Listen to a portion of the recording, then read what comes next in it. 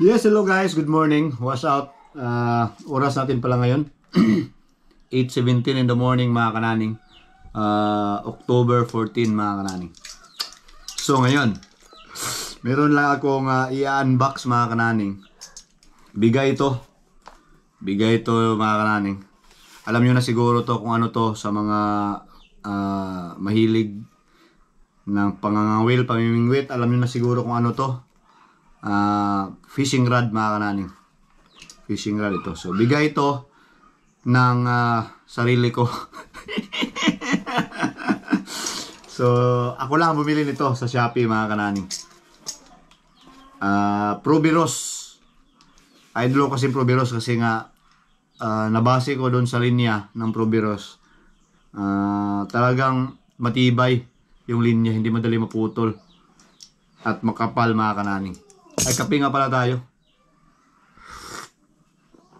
Alright, so i-review natin ngayon at i-unbox natin to kung goods ba talaga. Sa pagkabalot, carton lang.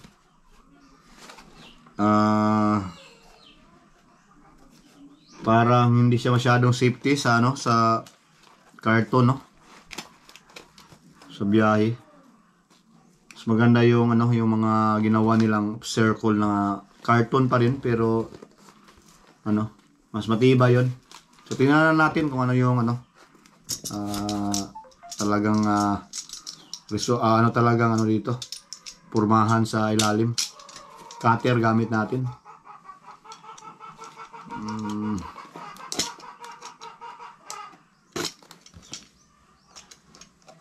Probiros to mga kananing, ultralight.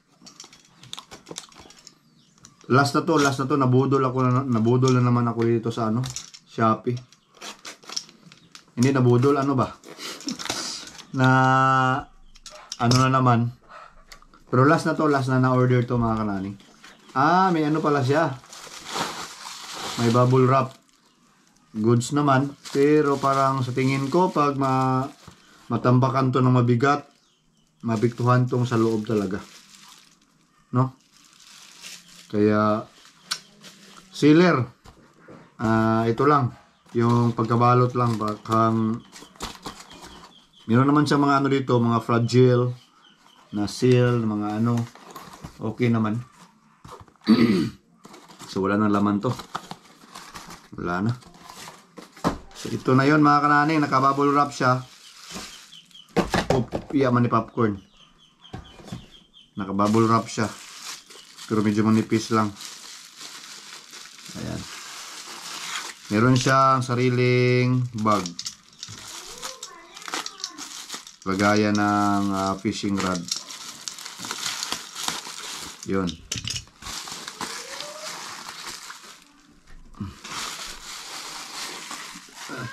Yan. Yan yung bubble wrap niya. At yun. Maganda, matibay yung bag.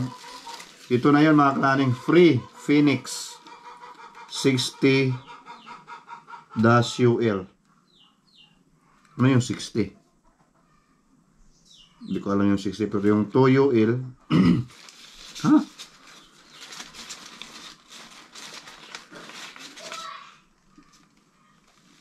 Ano ang ibig sabihin ng 2UL? Double UL? O ano ba? Yan mga kananing. Free Phoenix. Yan, kita ba? Yan. Right. So maganda naman yung niya. Yung kanyang bag. So open na natin. Uy, may pa rito. 180. 180 ang niya, haba mga kananing. 180 ang haba. Deng. Unahin natin ang bat. Wow. Ang liit. Sticker lang ba to? Parang talaga. Sticker lang.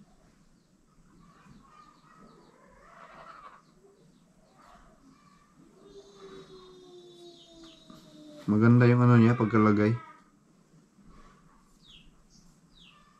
60 UL. Ito na yung ano niya, specs na pwedeng gamitin. Length 1.8 meters. 1.8 m. Lower weight 2 to 8 grams lang tayo mga kanani. 2 to 8 grams. Ang line 2 to 6 pounds. UL na UL talaga. Maganda yung niya, pintura. Para siyang matte black. Tapos kulay green ang dito niya. Goods naman. 704 pala to. Price nito, nabili ko. Goods mga kanani. At ito yung mga niya. Lagayan ng reel natin. Uy, shout out pala sa nagtatanong doon sa comment section sa 1-2 feet. Sa 1-2 feet mga kananing, honest lang, dito yung nasira sa akin. Sa 1-2 feet. Pero goods naman, depende na lang siguro sa paggamit, sa paano mo siya gamitin. Depende na lang siguro sa sa paghanda, basta ingatan nyo na lang, ingatan mo talaga yung UL kasi niya, sensitibo ng na yun, ng 1-2 feet. So goods pa rin naman sa mga nagtatanong dyan. May nababasa ako na 2 comment dyan. Goods naman din yung 1-2 feet. Pero kung ako sa inyo, yung mga tested na mga mga fishing rod. Yung sa akin kasi lang yun. Ginanahan talaga ako sa purma sa liit ba doon sa 1-2 feet. Pero para magkasing laki lang to.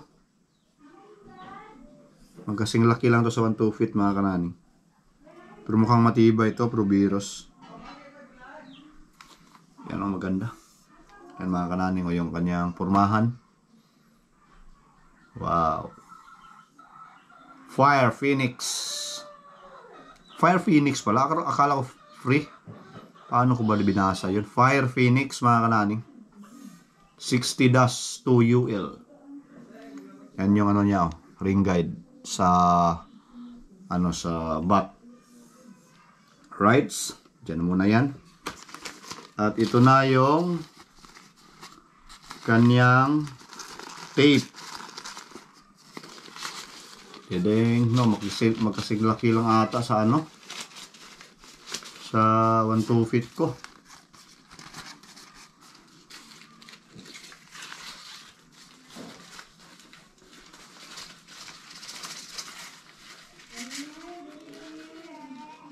Hala, bali.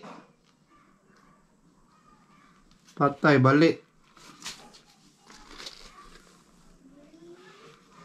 Bali talaga mga kananing Buti na lang nag-video tayo. Bali. Yan sinasabi ko.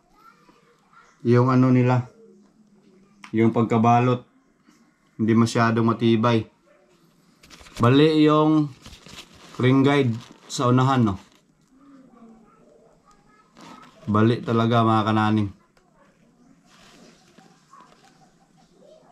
Buti na lang may video tayo ngayon, ma-return natin to. Putik na yan.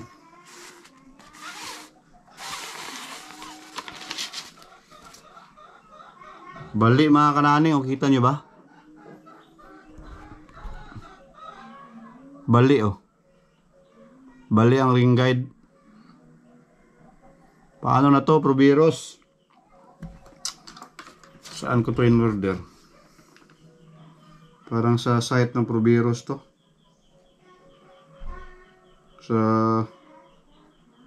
Wait lang ha.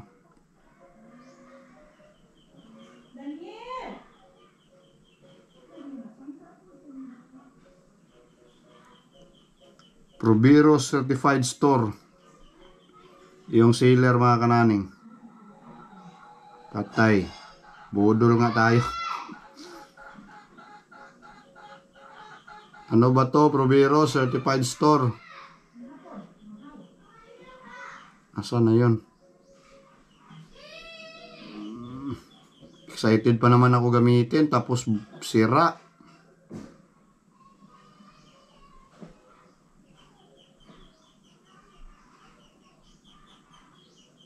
Ito yung shop mga kananing, oh.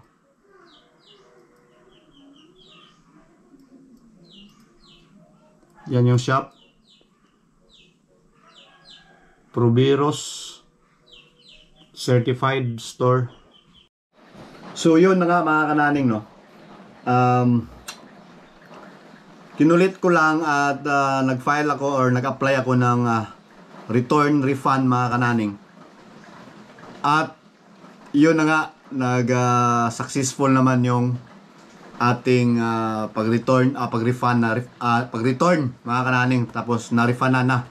So parang 2 days lang ata na-refund na nila yung 704 ko, kasi ano to, 724 tapos may shipping 60. Pero may sa Shopee mga kananing mayroong mga voucher, so naka-voucher ako ng least 80 pesos, so nasa 704 lang nabayad ko sa fishing rod na to, Proveros. So ngayon, yung nagpasa lang ako ng proof of video na pag-unbox ko, putol talaga siya. So siguro sa travel or sa biyahe, siguro tambak-tambak yung mga ganon mga kananin. Kaya yun, valid naman siya, at yun, refund na. At yan dito, yan mga kananing.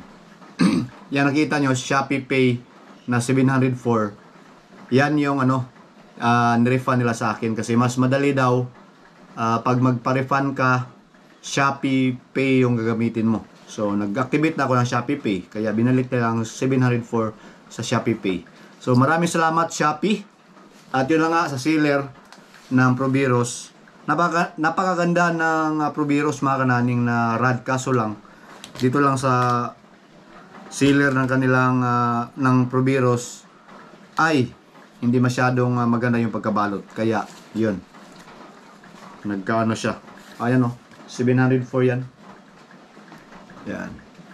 So ano sa tingin nyo, sino kaya yung nabudol? Yung ako ba? Or yung sealer? Or yung Shopee? Yung mga ganun mga kanin. Kasi nga sa akin nabalik yung pira ko eh, tapos andito pa yung rod. Pwede ko naman to ma-repair eh. Madali lang to i-repair mga kaning. Siguro ipakita ko sa inyo kung paano to i-repair. So parang ito sa akin na to, kasi nabalik yung pira ko eh, na 704. So ano kaya sa tingin nyo, sino kaya yung nabudol mga kanani? So yun lang, at maraming salamat sa Shopee. Ang bilis, 2 days lang na-refundan ako agad sa aking pira na binaya dito. So good luck doon sa sealer, kasi parang i-ano yan sa sealer eh. Parang sila yung deduction yan sa sealer. Iwan ko lang kung paano. Basta salamat Shopee. Kahit yun ang nangyari, pero na-refund, goods pa rin ang nyo, ang accommodation or anong tawag doon? Yung pag handle ng mga customers nyo. So yun, shout out, salamat, brakatak, that's all. Bye bye.